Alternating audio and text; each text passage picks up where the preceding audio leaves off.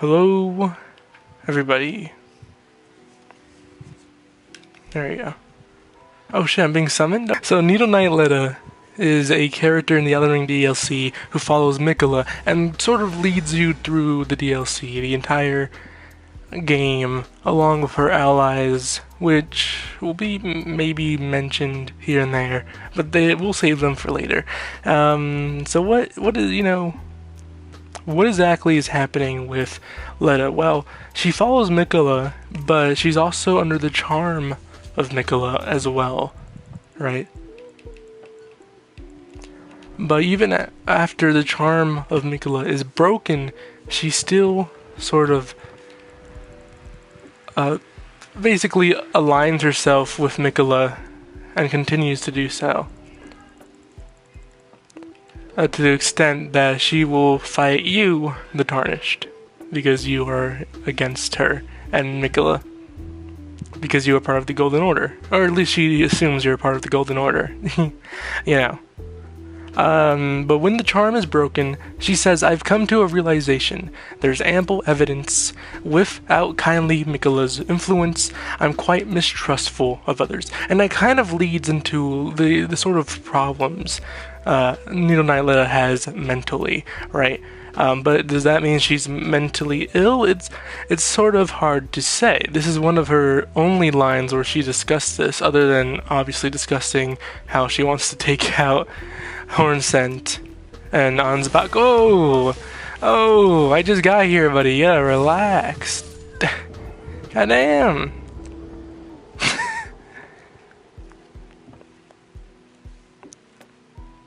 God, do I have like the worst talismans ever? I don't even know. Maybe. Shit.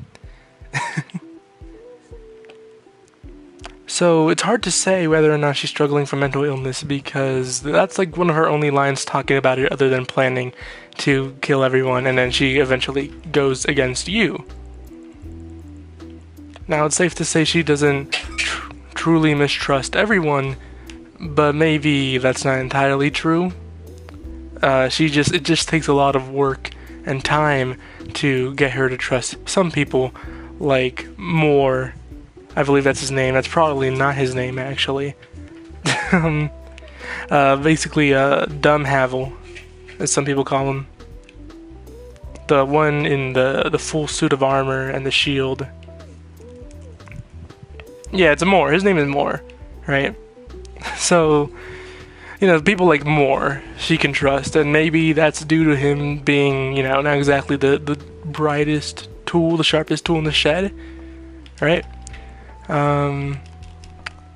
But either way, it's very interesting in that sense, because clearly she'll have someone like Moore on her team, but somebody like Hornsent, who hates the Golden Order and everything like that, she still thinks she can't trust him, right? It's very interesting.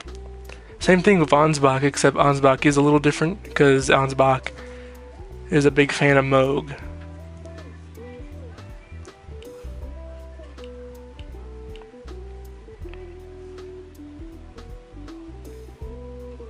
So I kind of want to focus on one specific mental illness specifically here. One that I found recently when trying to basically do my research for this. It's called paranoid personality disorder, and according to the Cleveland Clinic, the paranoid personality disorder is a mental health condition marked by a pattern of distrust and suspicion of others without adequate reason to be suspicious. People with PPD are always on guard, believing that others are constantly trying to demean, harm, or threaten them. Now, does that sound like someone we know? Does that sound like someone we know? It sounds a lot like Leda, doesn't it? Now, let me tell you guys something. Alright, I am not a mental health expert, and this is the truth. So take everything I say with a grain of salt. This is just what I was researching for this, really. And yeah, so it seems like maybe, just maybe, she has PPD, right? Paranoid personality disorder. And if that is the case, Is there any proof of that other than her saying, I'm a little mistrustful of others? We'll address that, but the reason why this is so important, right? The reason this is so important is because learning and understanding kind of like the real world implications of a fictional character, it helps. I feel like it can help understand real world implications. Fiction can help you understand real world shit. That's what I'm trying to say. Right? And with that said, clearly, I don't know about you guys, but I think like, there's just something about, wow, damn. There's something about Needle Knight Leda and her allies that are so off, right? Off, like different, to an almost off-putting extent. It's a bit of a harsh word, but that's what it feels like.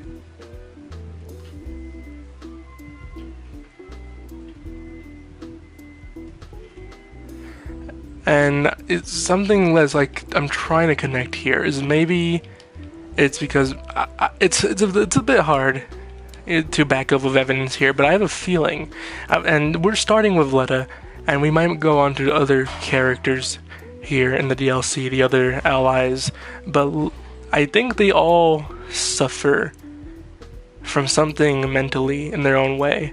I mean, more is obvious, right? Ansbach is interesting, and so is Hornstein. I think they all suffer something. They're all suffering from something. And I think it all kind of draws back to mental illness, which is interesting in itself because we have characters like Mikola, right? And Mikola is trying to remove all of his physical shit and some of his emotional shit, right? Leaving only his mind, right? His mental capacities, right? So that he can become a god, a proper god, right?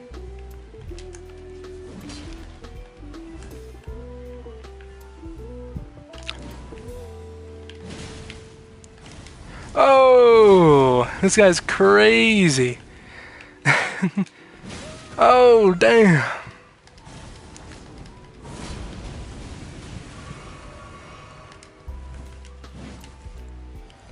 This guy's insane. Oh my goodness. Leave Leda alone. Leave Black Flame Leda alone. So yeah, I think it's very important understanding that the sort of things that are in this game, the symbolic nature of this game, right? People talk about the story a lot, how it can be vague and interesting, and so I think Leda is also a symbolism for I mean, obviously her character is fairly understandable. Like if you even played the DLC, you'd be like, okay, I understand Leda. It's like it's nothing too crazy, right? But at the same time, there's definitely a sort of symbolism hidden behind it. You know, like think about it. Leda is the only person, one of the only people who were loyal to Mikola to a fault at the very beginning, even before the charm, and continues to stay loyal to him after the charm breaks. It's very interesting.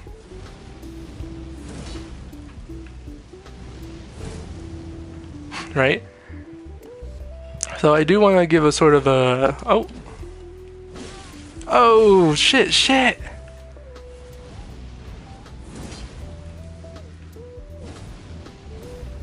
I'm really trying to get him with it. Oh! He steps back. He steps back just long enough for the animation to reset. It's so sad. Yeah, he got me though. Damn. I was really trying to get him with it. So sad.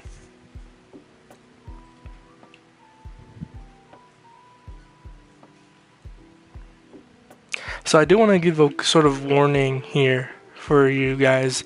We are going to be talking about mental illness, clearly, and you know, spoiler warning for the DLC, I guess. If you haven't played it, what the fuck are you doing? If you haven't seen it at all, where have you been, son?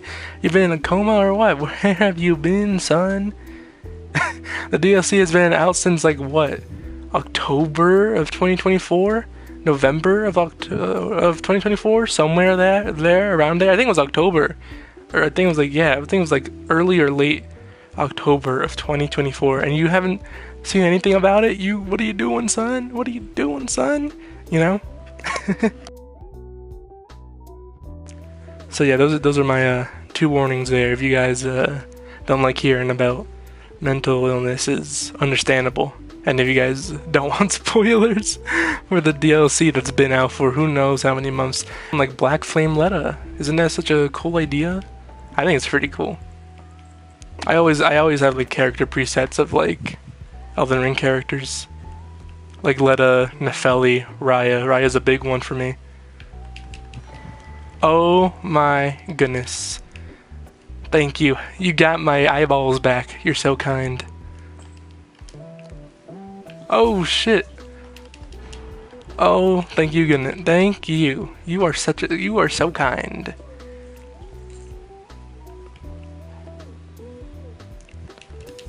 Oh, a blood rose. He's too kind. He's too kind.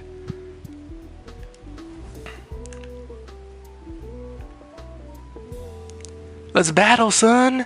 Let's battle, son! Well, I expected you to dodge there. Okay, there we go. There we go. Let's battle, son! Let's battle, son! Oh! Let's battle, son! Oh, shit! Oh! Whoa! You want to dodge this, son? You want to dodge this? Oh, shit! He got me. He got me, though. That's nice. What kind players? What truly kindly players?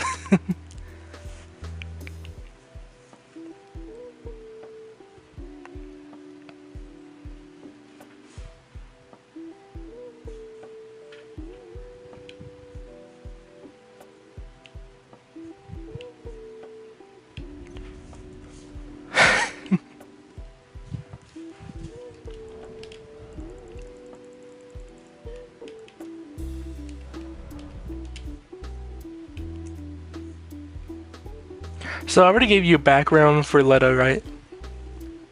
Leda follows Mikola before the rune and follows him after the rune. She also had a knightly order, the Oath Seeker Knights, I believe they're called, and they all died. I wonder who killed them. It was Leda. Leda killed the Oath Seeker Knights, and it is believed that she did it because she did not trust them. Right, she killed them because she was not able to trust them, and she was basically a part of them, right? And she killed them, right?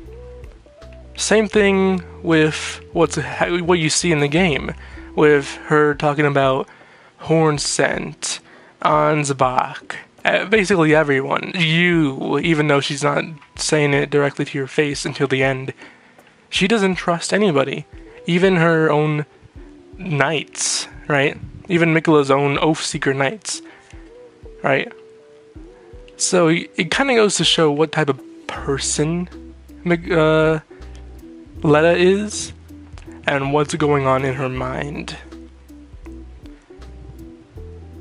It's very, very interesting.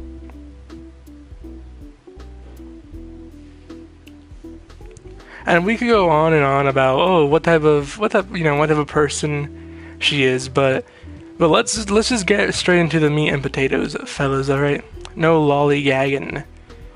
All right, so what is paranoid personality disorder?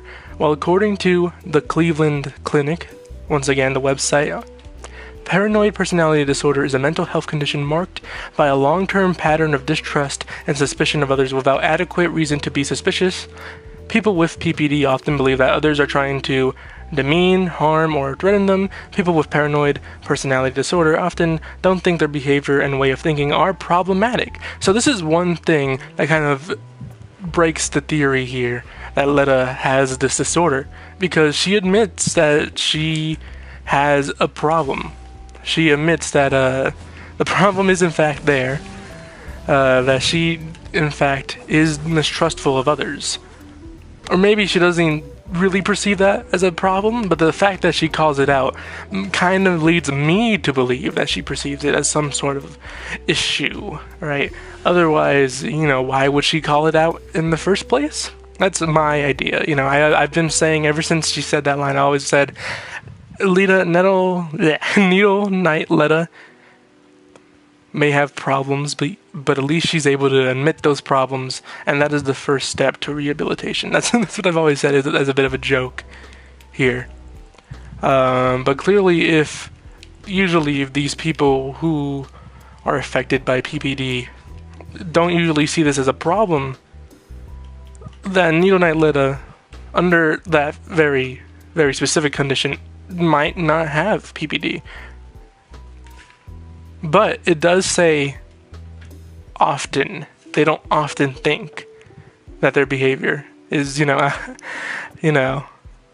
So this is very interesting because maybe now she just now came to that realization that she's mistrustful of others, even though she killed all the other Oathseeker Knights, and she realized in that instance she probably didn't realize that was a problem. And it was only after Miquella's rune broke, she's like, wait a minute, I do have a problem, which I think is interesting on its own, that the fact that under Miquella's rune, that mistrustfulness is not only like quelled, but she never realized it was a problem during the influence of Miquella's great rune. Isn't that interesting, right? It reminds me of sort of the books I've been reading recently. I keep talking about this a lot, but in I think Bloodchild by Octavia Butler. Don't read Octavia Butler's Fledgling, by the way. I mean, you can. I don't recommend it. That's just a side note. But her other books kind of go hard. But in Bloodchild, there's a species of alien that seem to have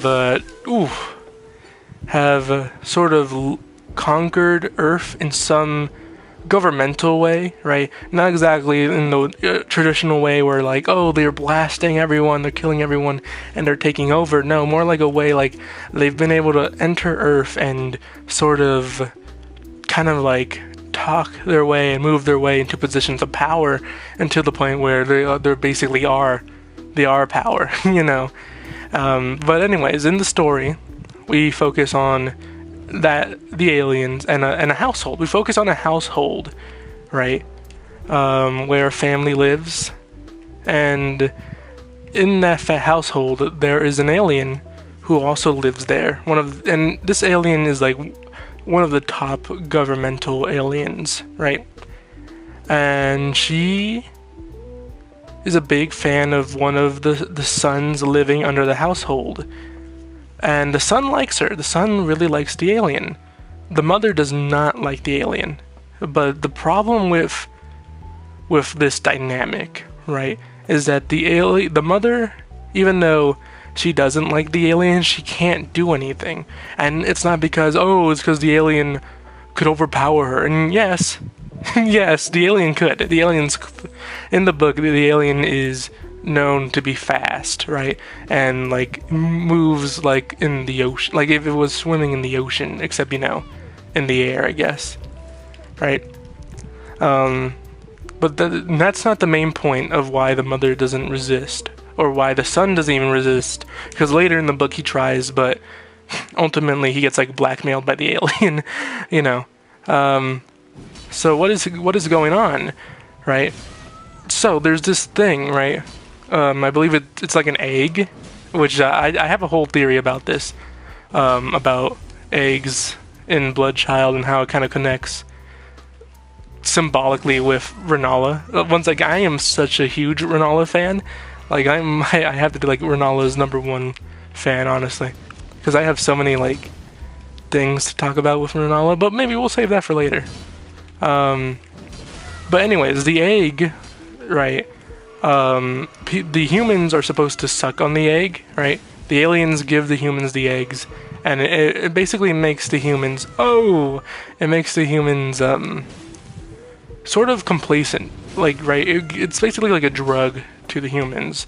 It's not really addictive or any way, but once they have it in their system, it's over, right?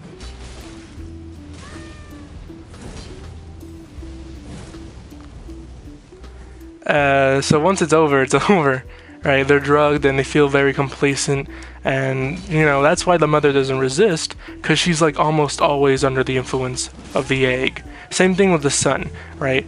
Except the mother doesn't like the alien because the mother didn't grow up with the alien. Apparently the mother and the alien did like grow up as friends, right? But once the alien became part of the household, when the son was born, the son always knew the alien was there. Right? So basically the son grew up and the alien became like part of the family, right? And so these eggs, right? They make you complacent, right? And what I'm trying to say is, right, what I'm trying to compare this to is Leda reminds me of the sun in Bloodchild. Mikola obviously being the alien, and the amber egg being the Great Rune, right? Because the Great Rune, yeah, it quelled her sense of untrustworthiness, right? It clouded that, and it quelled that, it suppressed that. But at the same time, it didn't make her come to any like realization. It made her complacent to Mikola's will, right? She didn't come to the realization that hey, killing people you don't trust is a bad thing. She didn't come to that realization when the Great Rune was under her, when she was under the Great Rune's influence. She came to that realization after the Great Rune broke. So that's fascinating, in my opinion. I think it's very, very fascinating how that works. Because that would... So, in the sense, it's the Great Rune. The influence of the Great Rune isn't improving her in any sense. She's still the same Needle Knight Leda that we all know. It's just making her complacent to Mikola's will, right? So is the Great Rune... Does it help her? I don't think so. She's still under Mikola's will, no matter the influence of the Great Rune. So I think that's interesting. And despite that, it's just weird to me, right? I don't want to compare it to anything in real life, but if I had to compare it to anything, like symbolically, the Great Rune kind of reminds me of how like people kind of talk about like drugs in novels, or like medicine, like prescribed medicine in novels. How it makes them feel like a lesser version of themselves, a tired, broken version of themselves. I think, what's her name? Firestone author Shulamith Firestone has a book called Airless Spaces, and I think the Airless Spaces kind of showcases what I'm talking about here, where mentally ill people are in the hospital, and when they come out, they're broken and they're vulnerable and dependent. They become worse than they were before. Doesn't it sound familiar? They become worse than they were before entering the hospital.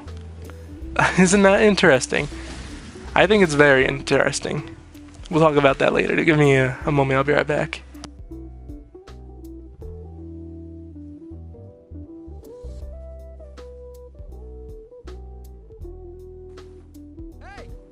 So for those of you who don't know, Airless Spaces by Shulamith. Her name is insane, by the way. Shit. I gotta look it up again.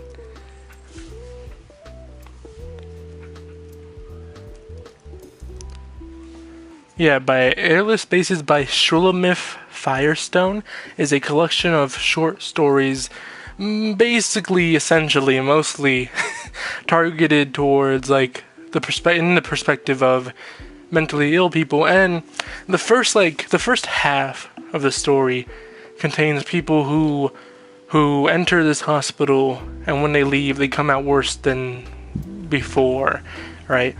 And to me, doesn't that kinda sound very familiar to what's happening to Leda? Leda may have been mistrustful before, she may have killed people before, all of the Oathseeker Knights, right?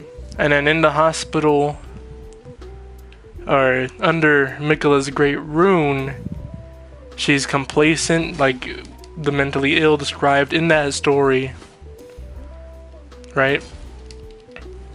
She's complacent under the Great Rune of Miquella, kind of similar to the story of Airless Spaces by Firestone, right?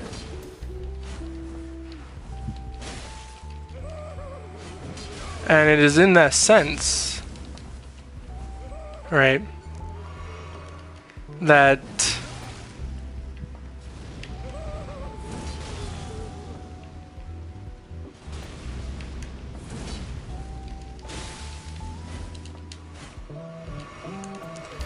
it is in that sense that after the Great Rune is broken, she is worse than she was before she was under the influence of the Great Rune. That's my opinion, at least. She is worse. She literally gets herself killed because she didn't trust the Tarnished. And I guess she was right not to trust the Tarnished, but she was getting not only herself, but her allies, so-called allies, killed because of this mistrust, right? She was killing Ansbach, she was planning on it. She was planning on killing Hornsent, and then, you know, who knows who would have been next? Dalier, because Dalier is into Saint Trina. I'm pretty sure she even mentions this as well as a thing. So it's all very interesting in that sense. She could have kept on going until there was only her and Miquella. You know? And then to me that's very, very fascinating. This is why she is one of my favorite characters, along with Renala and Raya. You know, they are all pretty interesting. And Millicent as well. Millicent is also up there. They're all very fascinating characters symbolically, except for Raya. I just like Raya. No shot. There's no shot they did, right?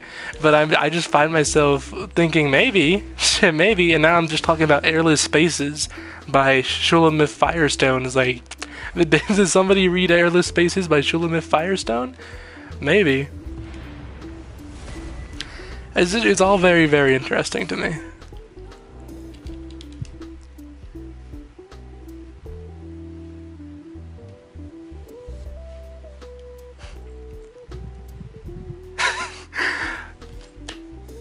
That kill was kind of dirty. I did not have to do that, but I just did it. That kill was kind of dirty. Nothing much. I'm just talking about a Needle Knight Leda, and if she has any mental illness. We were talking about PPD, paranoid personality disorder, and I'm thinking maybe she doesn't have it, but maybe she does have it. It's definitely possible, and I think I also kind of relate to, like, Miquella. Like, what's Miquella's role with Leda in connection to, like, her mistrust of others, right? And how Miquella might be, like, a bad influence on her overall. Like, yeah, her Great Rune helps, but does it really? Is the question. And I'm leaning towards no. As much as it makes her, like, not kill people, which is great, you know, it doesn't really solve her problem. It's still her problem still exists, especially the Great Rune breaks, and she still kills people. You know, so it's like her problem still exists. Miquella's Great Rune was never a solution. Was never an answer to her problem. You know, it's very, very interesting if you think about it like that.